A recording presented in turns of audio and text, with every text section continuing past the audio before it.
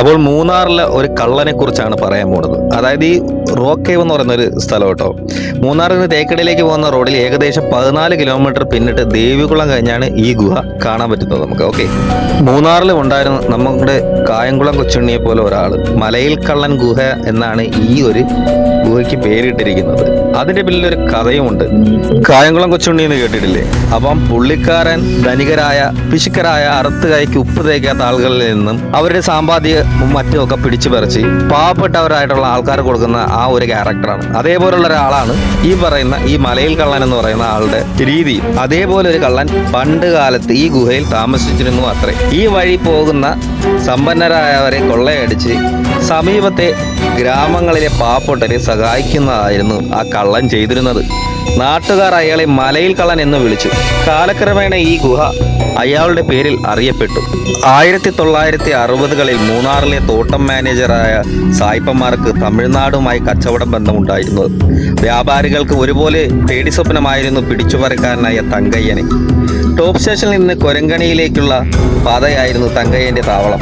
മാനേജർമാരുടെ ബംഗ്ലാവുകളിൽ കയറി മോഷണം നടത്തുകയായിരുന്നു തങ്കയ്യന്റെ ഹോബി. കിട്ടുന്നിടത്തിൽ നിന്നെല്ലാം ഒരുവിധം പാവങ്ങൾക്ക് നൽകിയിരുന്നു. ഒരു തവണ പോലീസിന്റെ പിടിയിലായെങ്കിലും അവരെ കബളിപ്പിച്ചു അദ്ദേഹം രക്ഷപ്പെട്ടു. ഈ ഗുഹ വഴിയാണ് രക്ഷപ്പെട്ടതെന്ന് പറയപ്പെടുന്നു. അങ്ങനെയാണ് ഈ ഗുഹയ്ക്ക് ഇയാളുടെ പേര് വീണതെന്ന്. 60കളുടെ അവസാനം തമിഴ്നാട്ടിലെ പോലീസുമായുള്ള ഏറ്റുമുട്ടലിൽ തങ്കയ്യൻ കൊല്ലപ്പെട്ടതെന്നാണ് പറയപ്പെടുന്നത് പഴമക്കാർ. 8 പതിറ്റാണ്ട് കഴിഞ്ഞിട്ടെങ്കിലും തങ്കയ്യന്റെ പേരുള്ള ഗുഹ ഇന്നും നിലനിൽക്കുന്നു.